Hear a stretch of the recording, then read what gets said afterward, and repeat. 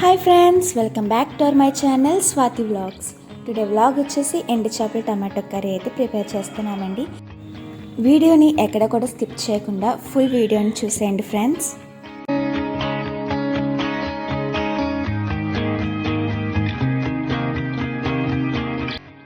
ముందుగా ఉల్లిపాయలను చిన్న చిన్న ముక్కలుగా కట్ చేసుకోవాలి.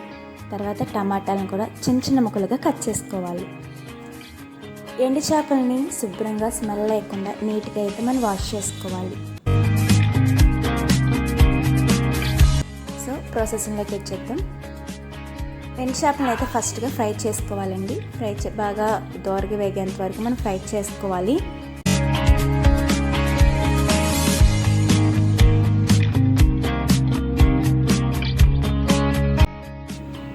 చేపలు వేగాక మనం తీసి పక్కన పెట్టుకోవాలి. తర్వాత మనం కట్ చేసి ఉంచుకున్నటువంటి ఉల్లిపాయలను కూడా వేపుకోవాలి. తర్వాత ఉల్లిపాయలు బాగా వేగిన తర్వాత, అంటే మీకు చూపిస్తున్నట్టుగా ఈ విధంగా వేగిన తర్వాత మనం కట్ చేసుకున్నటువంటి టమాటాలను కూడా మనం ఈ ఉల్లిపాయలో వేసుకుందాం. టమాటాలు కూడా బాగా మగ్గేంత వరకు వేపుకోవాలండి.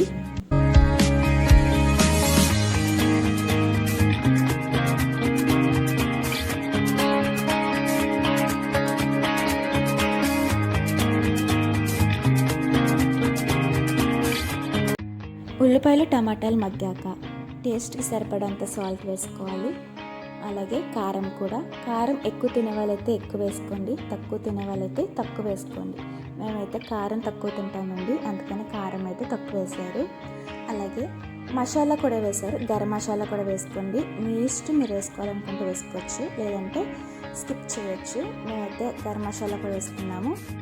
తగినంత వాటర్ వేసుకోవాలి. మీడియం ఫ్లేమ్లో పెట్టి మగ్గనివ్వాలి.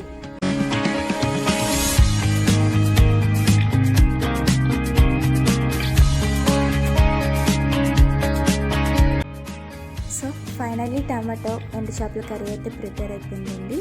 నేనైతే ఈ విధంగా చేస్తున్నాం. మరి మీరు ఏ విధంగా చేసుకుంటారో మా కామెంట్లో పెట్టండి. అలాగే మా ఛానల్ని సబ్స్క్రైబ్ చేసుకోండి, లైక్ చేయండి, కామెంట్ చేయండి, అండ్ మీ ఫ్రెండ్స్ అండ్ ఫ్యామిలీ మెంబర్స్కి షేర్ చేయండి. Thank you for watching. Bye friends.